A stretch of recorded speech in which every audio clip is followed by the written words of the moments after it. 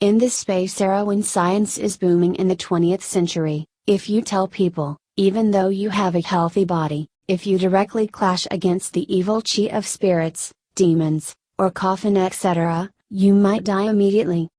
Those who boast as modern people not only do not believe, but also criticize it as superstition, which is not in line with the current tide.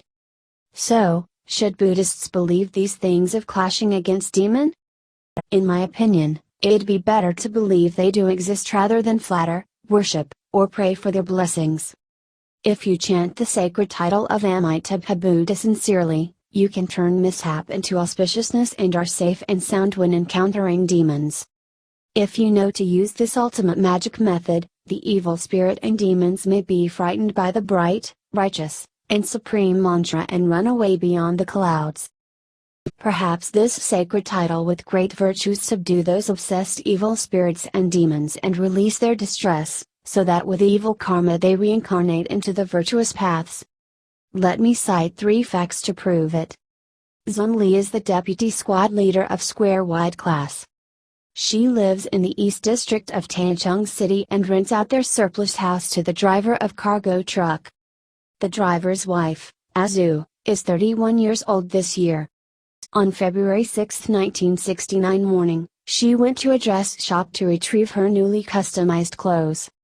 At that time, she suddenly heard the loud drum and music playing on the road, and some people said, "There are so many wreaths and floats." On hearing that in the store, Azu was curious, and she went outside to take a look. Surprisingly, she saw 8 people carrying a large coffin. Azu shuddered immediately, screaming headache. Her chest was like being pressed by a stone, and she passed out immediately. Back then, people in the dress shop were so panicked that they hurriedly called a tricycle and sent staff to escort her. They got off at the entrance of a hospital and held her inside. After diagnosis, the doctor gave her injections and medicine. Then they sent her back home. Li saw Azu was unconscious, whose facial features and nails became black, and shouted, "Amitabha Buddha, help!" in horror.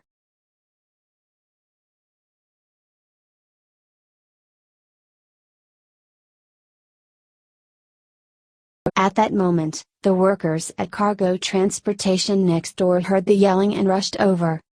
They saw that Azu's eyes turned white, her whole body turned black, and she was in a coma. Everyone said that there was no hope of resurrection for her. Some called her husband to come back from the south, and some called her mother-in-law to come.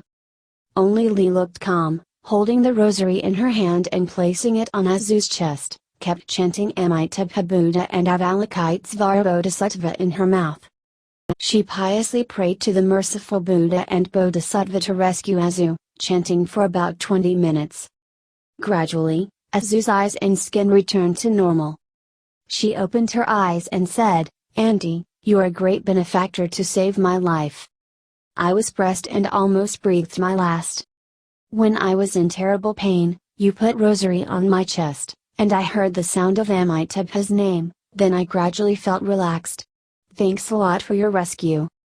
The neighbors came to congratulate Azu for having a landlord who knew to chant Buddha and saved your life. Otherwise, your 3 kids could become children without mothers. It's said that a 17-year-old lady living in the alley across the street, who went onto the streets in July last year. Also, she had a headache and chills after returning from watching the funeral. Translator's note: maybe she cursed the dead or the funeral so that the spirits or demons got her into troubles. Medicine was not efficacious for her, and she left the world. Unfortunately enough, on the day the lady was buried, the hostess of the first house in this alley, who believes in a foreign religion, was standing by the door watching the funeral. Also, she suddenly had a headache. With the same symptoms, she wasn't cured either and breathed her last. That's sad. After listening to the neighbors, everyone congratulated Azu. Li told me this story personally when she came to the Lotus Association in March 1969.